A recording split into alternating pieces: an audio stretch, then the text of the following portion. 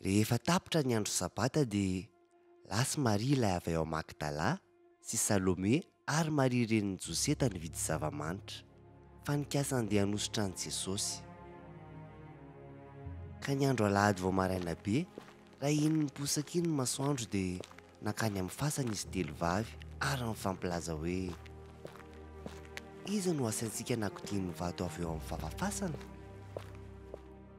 Kanjo noho ny nitraka izy telo vavy dia tazany ny vato satria goavame ary hita nefa voakodia.